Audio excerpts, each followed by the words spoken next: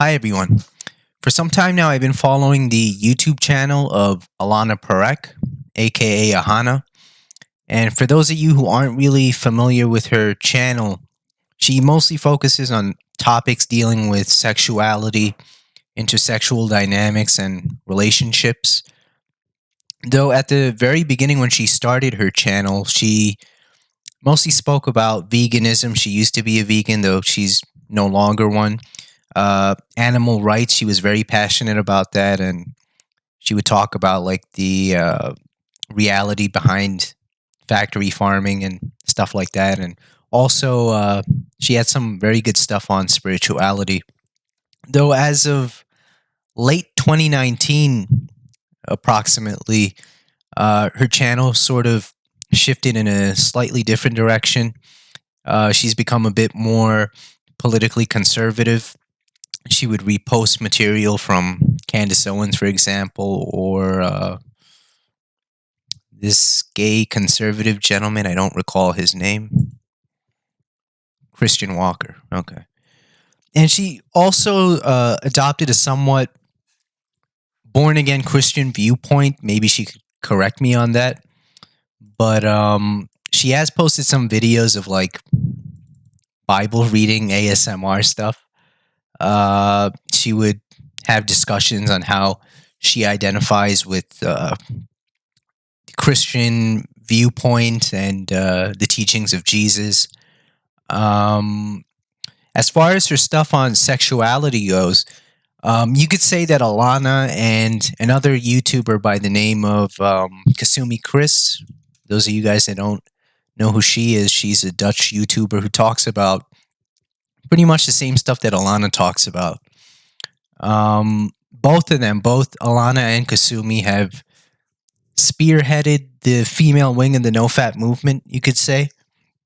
So for those of you that are interested in that kind of stuff, like hearing the female point of view on NoFap and sexuality, I definitely recommend checking out their channels. About a week and a half ago, Alana and another YouTuber by the name of Justine, they published a YouTube video entitled Ex-Pr0n Addict Confessions. It's a pretty long video. It's about an hour and a half long. I'm not going to go through the whole thing from start to finish. I'm just going to snip out the key bits and pieces and give my own commentary and some counterpoints. But before I begin that, this video mostly revolves around the destructive aspects of pornography. And she really talks a lot about how pornography could influence and have very negative effects on the way that men and women interact with each other, whether it's on a casual day-to-day basis or sexually. So yeah, we'll start the video.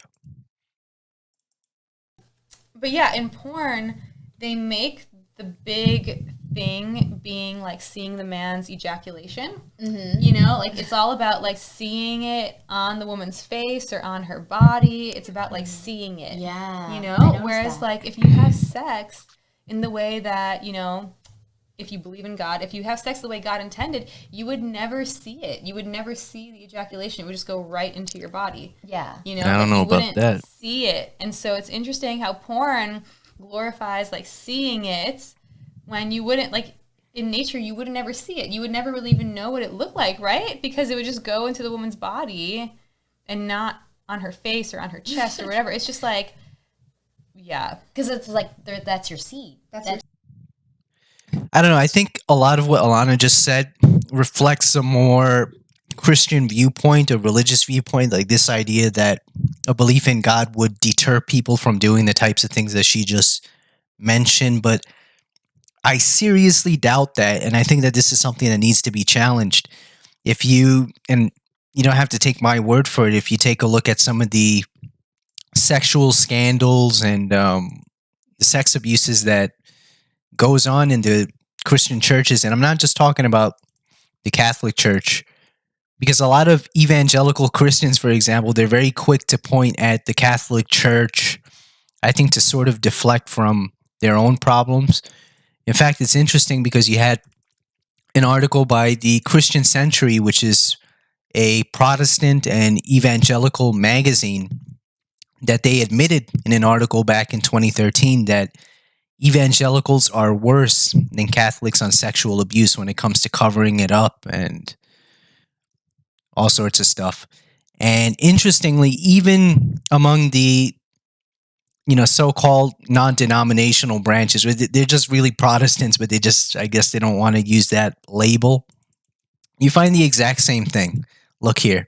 Bishop Eddie Long sued in gay sex scandal. I mean, he was involved in apparently abusing boys and young guys. He was originally, I think, a Baptist, but then he turned towards, a so-called Bible-based, non-denominational sort of stuff. But this just goes to show that whether a person believes in God or not, whether they have faith or not, makes no difference one way or the other whether they're going to do the things that AAHANA spoke about. And I don't want to sound like I'm just bashing Christians here. You find this within every religion. I'm pretty sure you guys saw that, To Catch a Predator with the rabbi that was caught by Chris Hansen, or even in the Islamic world, it's the same thing. Many people in the West have this impression that they're very traditionally conservative, and this is true, but you find the same sorts of social issues that you find in the West. The only difference is that in a lot of those countries, these, traditional countries, they do a very good job at hiding this. In a lot of Arab countries in the Middle East and North Africa, there's actually a growing number of women who want to turn to the hymen repair operation. And also, this is kind of controversial, and anal sex happens to be a very open secret in these countries, and it's a way for some of the women there to preserve their virginity.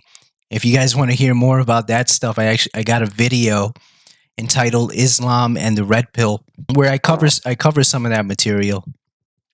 You guys should check that out.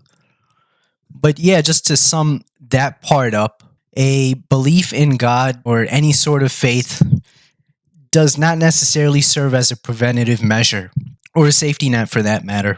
And rather, I think that in some cases it could actually encourage some of the illicit stuff that AAHANA was talking about. And seems to be a tendency among a lot of religiously fanatic people that would turn a blind eye to some of the things done by their co-religionists and congregation. So these things exist with or without pornography. It's not like pornography just came along and invented this stuff. These things have always been there. The last point I wanted to make was that AAHANA seems to present this view that lust is somehow perpetuated by pornography. There were a few videos that she did, for example, how can we overcome lust? Is it okay to lust after your spouse?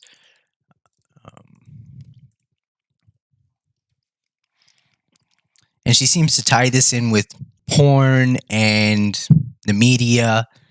And how I would respond to that is by saying that lust and sexual desire is a perfectly normal and natural biological response in any healthy person. To blame this on pornography, I think it's just being overly dramatic, to be honest. Even if she were just hypothetically referring to the more extreme and hardcore types of pornography, I would still say the same thing, because you've had in the past personalities like the Marquis de Sade. For those of you who don't know who he was, well, this was over 200 years ago. This is, long before there was ever such a thing as internet pornography. This was a man, a French nobleman and very radical philosopher.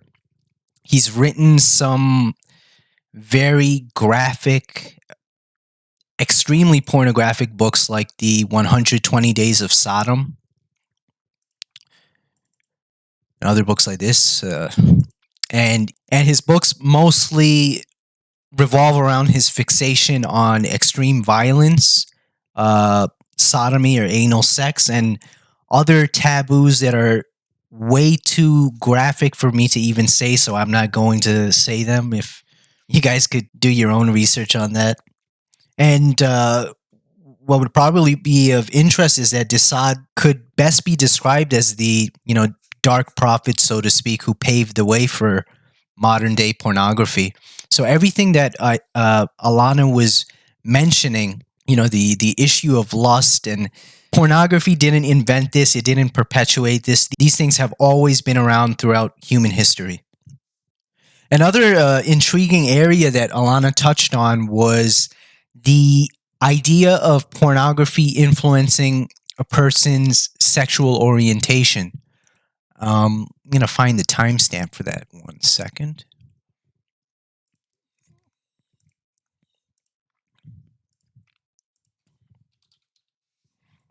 That's why they probably put it out there for free.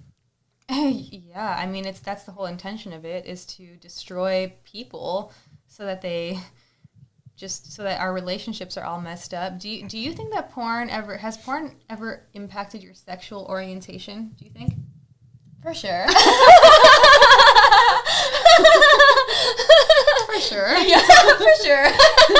Like, I've been with a couple women before in my teens, like, yeah, And you think that was, like, directly from porn? Yeah, because I would see, like, also, like, this culture, like glorify, like, women kissing women, and, like, like in my high school years, they loved seeing that, and just, like, yeah, just seeing it online, I'm like, oh, yeah, okay, maybe it goes both ways, whatever. Okay, I don't... Yeah, that's it. Look, I can't say for sure whether this is true or not, but I have come across some anecdotal material. If you guys follow the the NOFAP forums and community, there's a guy, and I believe he was like one of the founders of NOFAP, Gary Wilson. He wrote a book, Your Brain on Porn, Internet Pornography, and the Emerging Science of Addiction. This is like the Bible of the NOFAP movement. And he talks about that. I have a screenshot I'll share. This is within his book, where he talks about what Alana just mentioned about pornography having an influence on sexual orientation. What was interesting was that he mentioned, well, before I get into that, he calls it SOCD, or sexual orientation obsessive compulsive disorder. Yeah, so he says that not only is this seen among supposedly straight people, but even homosexuals. He even cites this anonymous gay man who was married to another man. He actually worried that pornography was turning him straight, and he became exclusively turned on by straight and lesbian porn. he feared that his social identity was under crisis, and that if he went back to being straight, that he would become a social outcast. He would be ostracized by the gay community. Are you a homosexual? Again, I'm not too sure if this is a real thing, or if such people just happen to be bisexual, but they don't want to admit it. I got no idea.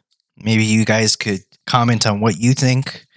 But I do think there's one thing that Alana did say, and I sort of agree to some degree, and that's and it's about this like push towards a more pansexual future. I mean, there's a lot of articles that even boast about this.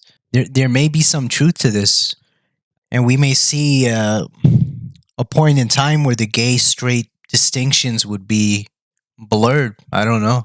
But moving on and going towards the 43-minute mark of the video, Alana delves into the topic of intersexual dynamics, where you have this dichotomy between the domineering woman versus the beta male husband. So I'll put the video and you guys could see. What I've noticed is that when a man is addicted to porn, he is way more likely to become a beta male and attract a woman who's very dominating and domineering and very like putting him down, belittling him all the time. Like, that's just what I've noticed. And that is a direct result of the man being addicted to sex and being addicted to porn. Because a man who's addicted to that kind of stuff has no ability to be a good leader. And if he's not being a good leader, then the woman is going to fill those shoes, and she's going to take the responsibility for the family, and she's going to be the director when the man's not doing his job. And so I think that in my own life, I noticed that being addicted to porn threw my natural center off as well. Like, it made me a lot less feminine, it made me more masculine, and it made me attract more feminine men. And now that I'm not watching it anymore, I feel a lot more connected to my femininity.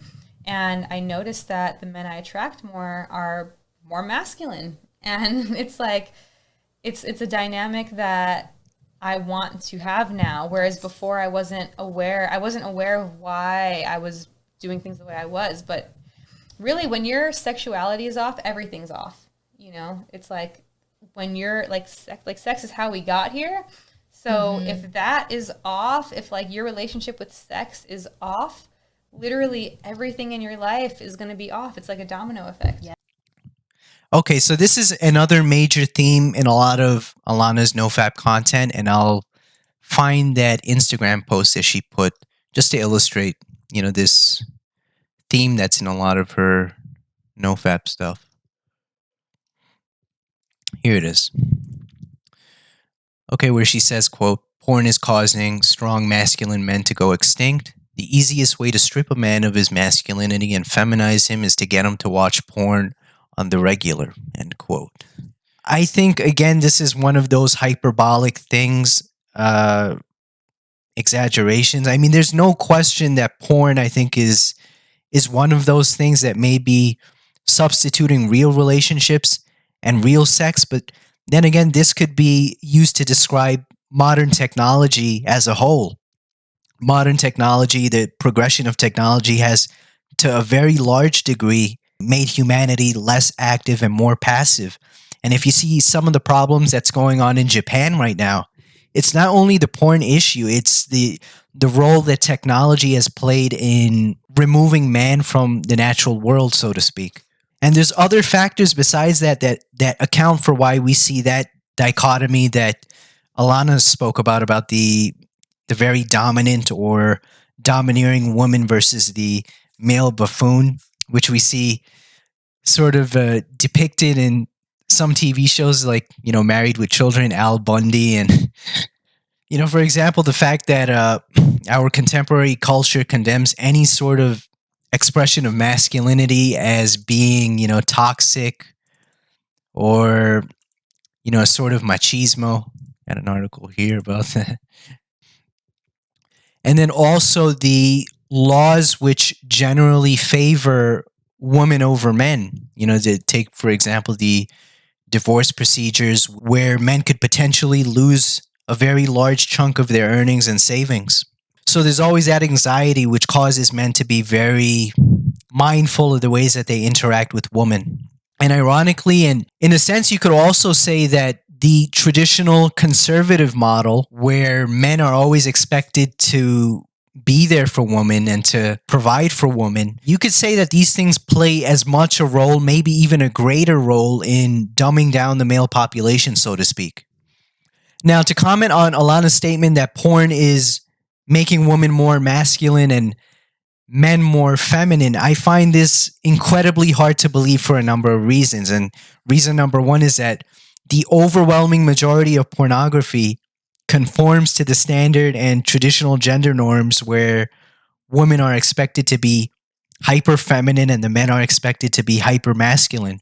And if you guys want to understand that a bit more, I would recommend looking into the radical feminist perspectives on pornography. Their criticisms of pornography is, I think, very useful. You could take, for example, Dr. Gail Dines, who I highly recommend her book. She's known for the book Pornland. Maybe there's a picture on here.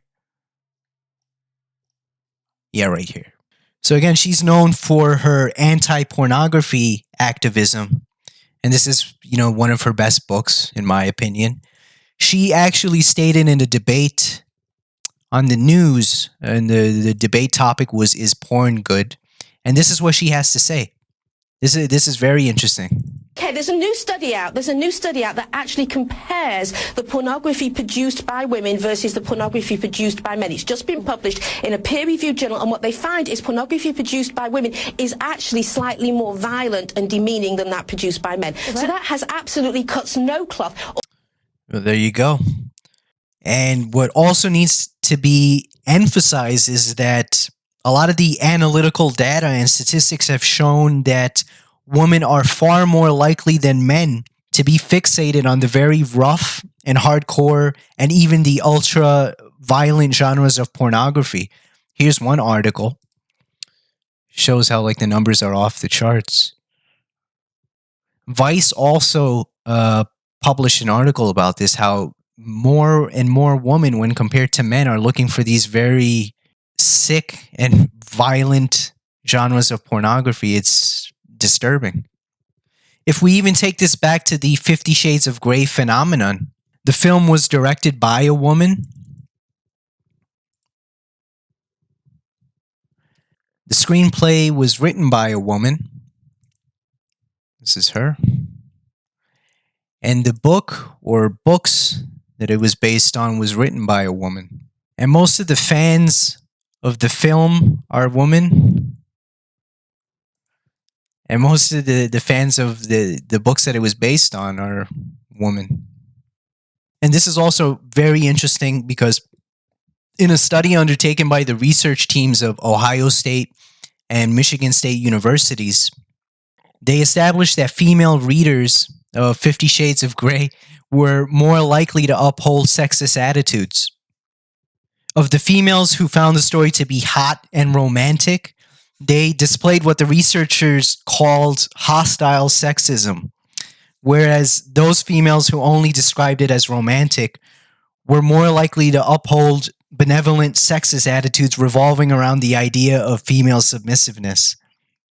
So the idea that Alana puts forth that porn, our modern culture, erotica, all that stuff, the idea that porn is supposedly making females feel more masculine is very doubtful because many of these themes in porn and erotica are developed from the woman's point of view, and they're targeted specifically towards a female audience, and they explicitly endorse female submissiveness.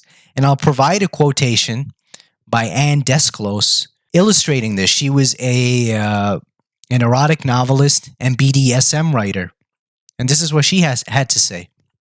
Quote, "A truly submissive woman is to be treasured, cherished, and protected, for it is only she who can give a man the gift of dominance." End quote. And she also says, quote, "I think that submissiveness can be and is a formidable weapon which women will use as long as it isn't taken from them." End quote. We could go on and on with examples like this of how all this popular erotic material, whether it's in the form of, pornographic films or erotic novels, they revolve around female submissiveness.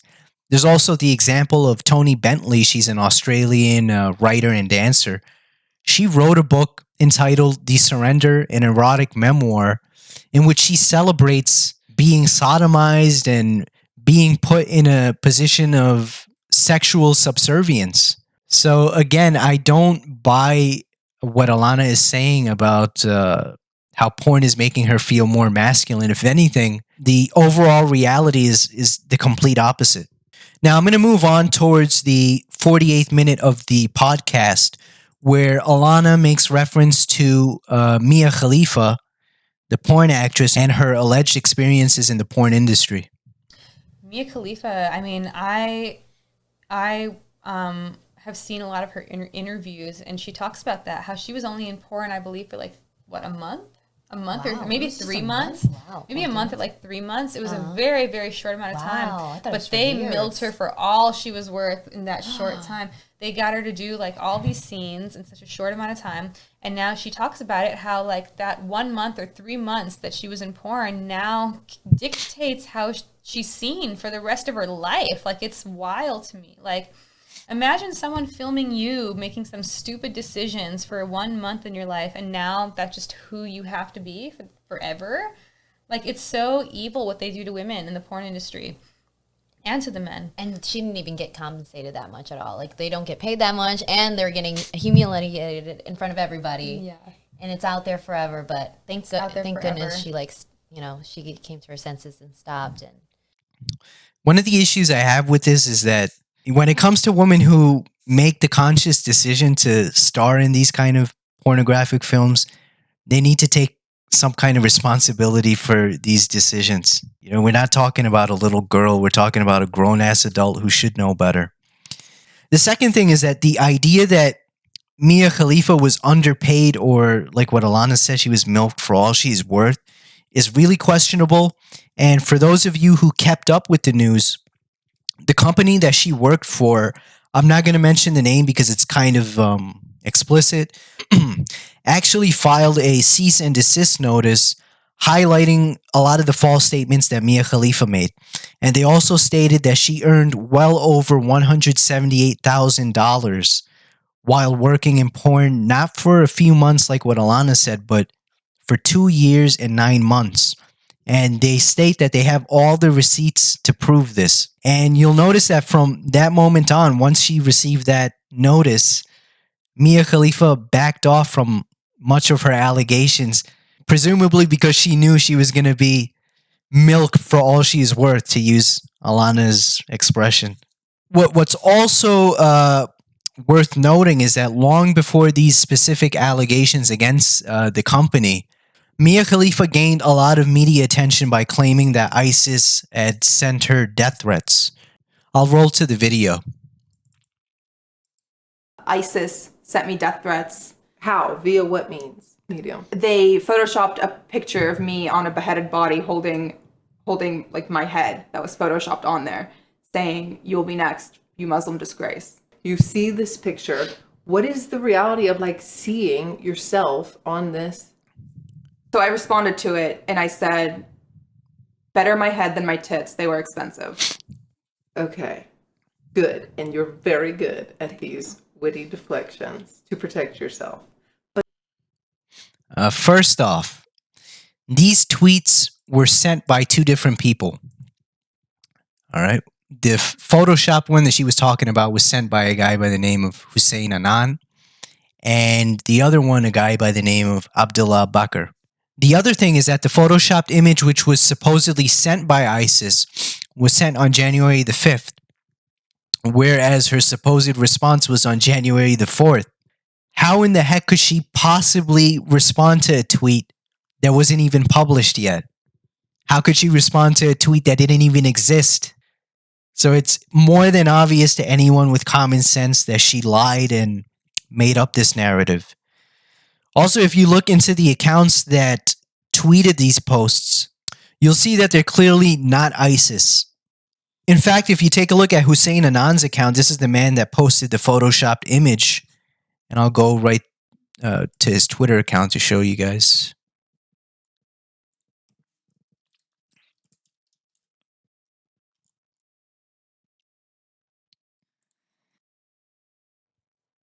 Yeah, this is his Twitter account. You're going to find stuff in there that's porn related.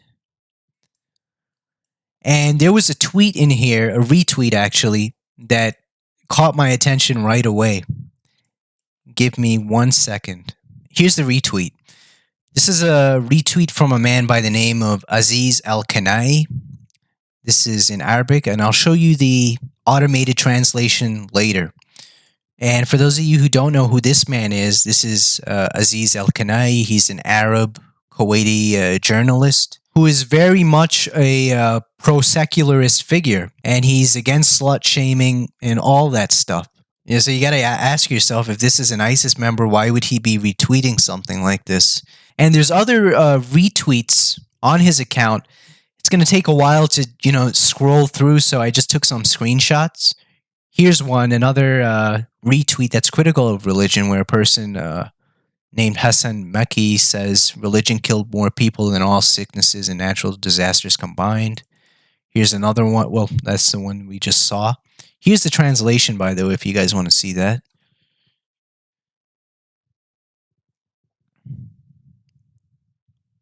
I think there was another one as well. Or no, that's it. And here's Abdullah Bakar's account. This is the other one who sent that tweet to Mia Khalifa. The guy's from Egypt, and he posts stuff about like romance and getting his heart broken. There's absolutely no indication that these guys have any relationship with ISIS. Based on their tweets, they seem to be very pro-secular. They're not, religious nut jobs or religious fanatics. And I'm actually surprised that the media outlets and even the alternative media outlets, they haven't fully investigated this. And I think it just goes to show that whatever Mia Khalifa says, we need to take with a grain of salt. But moving towards the end of the video, AAHANA speaks about her transition away from promiscuity and towards sexual chastity. We'll go to the video right now. And this is going to sound so stupid because it's so obvious, but like, I had this epiphany moment that it was like, why would I ever have sex with a man who I wouldn't be okay with being the father of my child? Like, that's so true. And I think that, our culture these days has totally separated sex from procreation. And, I had this epiphany moment after. This isn't anything new. I mean, the contraception and alternative sexual practices have always been around. This is long before pornography came into the picture, or long before our modern culture. Going through NOFAP and after finding God, I realized that, holy crap, like sex, if sex is for a baby, like, would I be okay having a baby with any of, any of the past boyfriends I had or anything? It's just like, and by the way, this is like no shade on my past boyfriends. Like, everyone, like, great men, great people, but just being realistic, at that point in my life, when I was having sex, before I found NoFap and discovered God and everything, I certainly was not at a place where I could be a good mother. And like my partners at that time couldn't have been good fathers. That's totally no shade on them, though. It's the truth, though. But yeah, I have like no animosity towards anyone. Yeah, but like, me neither. but yeah, I just had this epiphany of like, holy crap, like, I don't ever want to have sex until I know for sure that this man would want to be the father. Yeah. And so, yeah, I can't really explain it any other way than that. It's just this like realization of what sex is for and what it's about and what it leads to, and realizing how out of alignment I really was with that and everything. So wow, that's so interesting that you said like it's separated. This is almost a cliche at this point, and it's interesting that she used the term epiphany, because within the red pill praxology, everything that she just described is actually called the epiphany phase. And for those of you that don't know what that is, it basically describes women who in their younger years, typically their college years, they party, have a lot of casual sex, and basically live a libertine lifestyle. And then once they hit a certain age, typically between the ages of 27 and 30, they finally decide to get right with God. They start going to church or the mosque or the temple, and they come to the stern realization that the party doesn't last forever, and that it's time to settle down with, quote unquote, a good man and not the bad boys of the past. And we see this all too often. And I got another screenshot here, right there. Here you go. Here's a Christian girl, a born-again Christian, her testimony, sugar daddies, sex for money, and then her encounter with God. And then you got another one here, from party girl to Islam, her emotional journey back to Islam. And it's always the same type of story, the same type of thumbnails. Look, girl in the middle, crying, wiping away tears, regretting all the booty shaking and all that stuff. And a prime example that could further illustrate, this epiphany phase and everything that AAHANA was talking about is Sheryl Sandberg. And for those of you who don't know who she is a businesswoman and advocate for female empowerment. She authored this book here, Lean In, Woman Work, and the Will to Lead. And here's what she has to say, quote, "When looking for a life partner, My advice to women is date all of them. The bad boys, the cool boys, the commitment phobic boys, the crazy boys. But do not marry them. The things that make the bad boys sexy do not make them good husbands. When it comes time to settle down, find someone who wants an equal partner, someone who thinks women should be smart, opinionated, and ambitious. Someone who values fairness and expects, or even better, wants to do his share in the home. These men exist, and trust me, over time, nothing is sexier. End quote. This is a load of barnacles. Well, there you have it. And look, I'll just finish off right there. To sum it all up, I think Alana is correct about the harms and destructiveness behind pornography. There's no question about that. But where we would differ is that I'm not convinced that pornography is the direct cause of all the things that she mentioned. I think it's part of a much bigger culture, a much larger framework, which accounts for many of the things that we're seeing. So that's it for now, guys. Thanks for watching. If you enjoyed this video, hit the like and subscribe buttons, share with your friends and family, and comment down below and share your thoughts and ideas. Take care.